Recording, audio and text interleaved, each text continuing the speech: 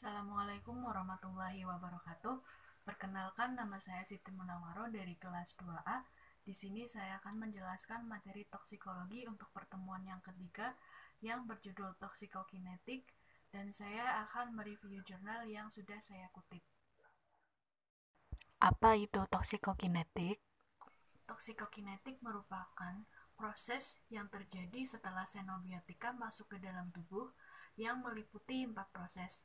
Yang pertama adalah absorpsi, yang kedua adalah distribusi, yang ketiga metabolisme atau biotransformasi, dan yang keempat adalah ekskresi. Jadi kalau dibuat baganya seperti ini ya.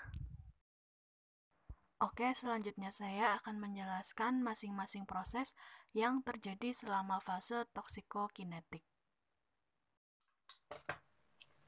Setelah xenobiotika masuk ke dalam tubuh, proses yang pertama terjadi adalah absorpsi.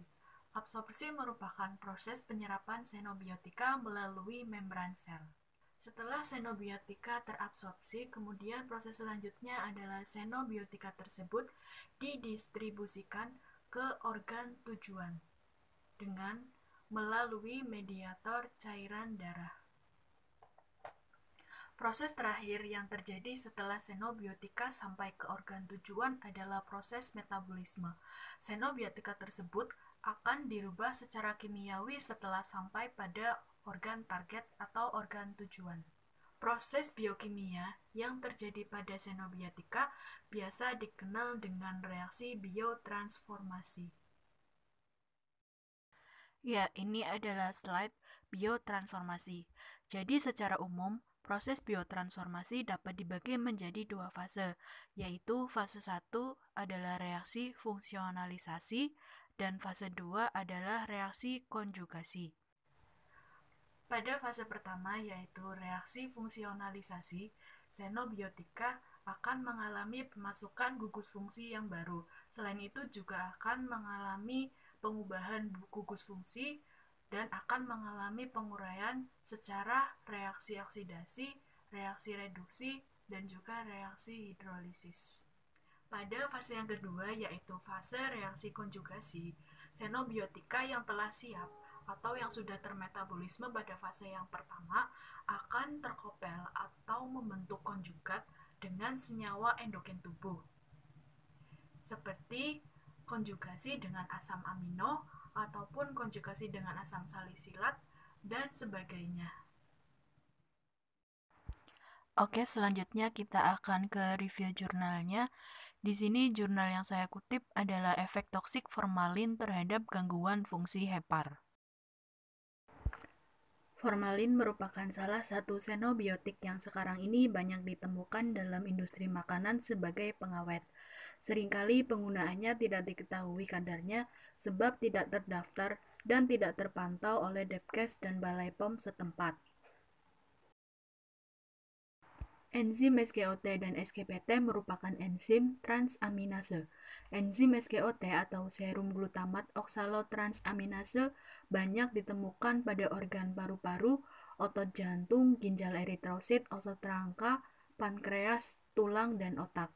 Sedangkan enzim XGPT atau serum glutamat piruvat transaminase banyak terdapat pada hepar dan sedikit keberadaannya pada jantung, ginjal, dan otot rangka. Apabila terjadi kerusakan pada hepar, akan secara langsung memicu peningkatan kadar SGOT dan SGPT. Tujuan dari penelitian ini adalah untuk mengetahui pengaruh pemberian formalin per oral terhadap kadar SGOT dan SGPT sebagai parameter fungsi hepar pada tikus wistar atau Ratus norvegicus.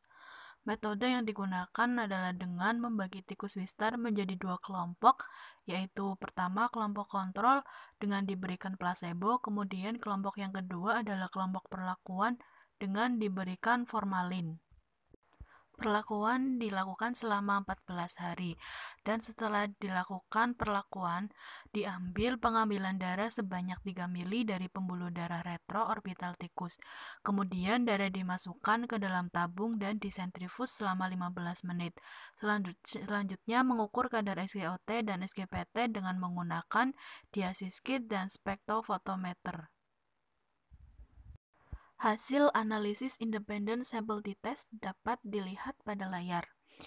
Dari tabel tersebut, diperoleh nilai P sama dengan 0,00. Nilai P kurang dari 0,005 dapat diartikan ada peningkatan kadar SGOT dan SGPT hepar tikus putih galur Wistar pada pemberian formalin per oral. Jadi formalin yang masuk ke dalam tubuh akan dimetabolisme menjadi senyawa asam format. Asam format di dalam tubuh akan diedarkan melalui vena porta sehingga masuk ke dalam jaringan hepar. Pada jaringan hepar, terdapat sel Kupffer yang akan langsung mengaktifkan ROS atau reaktif oksigen spesies.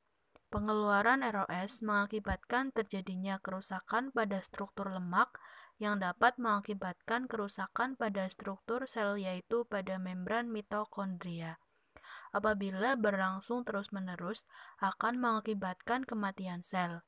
Kerusakan yang terjadi dapat mengakibatkan cedera hepar yang berakibat peningkatan kadar SGOT dan SGPT. Dari penelitian tersebut, dapat disimpulkan bahwa pemberian formalin per oral menyebabkan terjadinya peningkatan kadar SGOT dan SGPT pada tikus Wistar. Demikian materi presentasi tentang toksikokinetik dan review jurnal yang dapat saya sampaikan. Apabila ada kesalahan, saya mohon maaf. Saya tutup. Wassalamualaikum warahmatullahi wabarakatuh.